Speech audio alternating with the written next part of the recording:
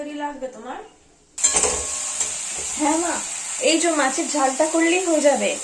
তা কি কি রান্না করেছে শুনি?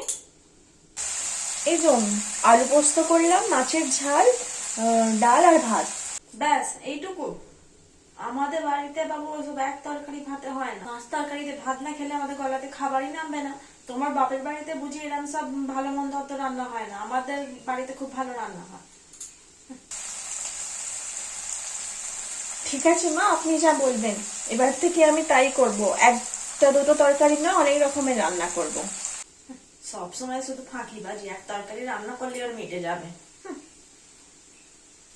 নিজে তো ফুটুনেরে দুখানা করবে না, আমাকে দিয়ে কি করে সারাদিন কাজ করানো যায় আর গাদা গাদা রান্না করানো যায়, শুধু সেই চিন্তা ভাবনা তো জানো। এমন রান্না করবো না এক গাদা, তখন মনে থাকবে যদি সারা জীবন আর ভুলেও বলবে না যে কি কেন এক তরকারি ভাত করে খাওয়াচ্ছ আমাকে। খালি আমার বাপের বাড়ি নিয়ে ঘোটা দেওয়া তো আমাকে, যে বাপের বাড়িতে কিছু খাওনি, কিছু খাওয়া শেখায় নে। আমি বাপের বাড়িতে কি খেয়েছি না খেয়েছি ওনাকে একদিনেই খাইয়ে দেবো না। 2 hours later. তা বৌমা, শুধু মাছের ঝালটা বাকি আছে বললে, সেটা করতে এত দেরি লাগে? আসলে মা, আপনি তো বললেন যে এক তরকারি ভাতে হবে না, তাই আমি আপনার বাজারে গিয়েছিলাম। আমি আবার চিংড়ি মাছ মাংস নিয়ে এলাম। চিংড়ি মাছের মালাইকারি, কষা মাংস, কাতলা মাছের মাথা দিয়ে পুঁই শাকের চচ্চড়ি, পোস্ত দিয়ে আলু ভাজা, চাটনি, আর আগের তো আপনার ডাল, মাছের ঝাল আর আলু পোস্ত হয়েছিল, আবার ডিমের কালিয়া, তো এইসব করলাম, সেই জন্য দেরি হয়ে গেল। হায় কপাল, তুমি কি করেছো এগুলো এত কিছু? আপনি বললেন বলেই তো করলাম যে এক তরকারি ভাত দিয়ে হবে না, এবার থেকে আমি রোজই এইসব রান্না করবো, ঠিক আছে? হ্যাঁ, রোজ রোজ এই এত রান্না করবে? আপনিই তো বললেন মা। আমি বললাম মানছি, কিন্তু তাই বলে মাছ মাংস ডিম সব তো একদিন আমি করতে বলিনি।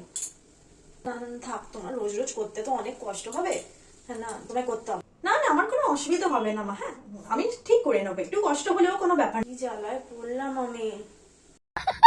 পেরে যাবে, কিন্তু এত কষ্ট করে করতে হবে না মা, অনেক বেলা হয়ে যাবে এত কিছু করতে। ঠিক আছে, ওই এক দুখানে রান্না করে দিও বাবা, এত কিছুর দরকার নেই। আপনি কত চিন্তা করেন আমাকে নিয়ে।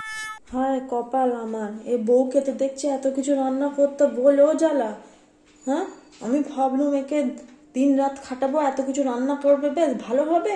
সে তো দেখছি দুদিনে এই রান্না করতে গিয়ে আমাদের বিক্রি করে দেবে। না বাবা, দরকার নেই, এখনকার বউদের কিছু বলাও যাবে না, যা পাচ্ছে তাই করুক বাবা। আমাকে এসেছিল খাটাতে, তো আমাকে ভুলে বলবে না যে এত এত রান্না করো। একবার না জব্দ করলে হবে না।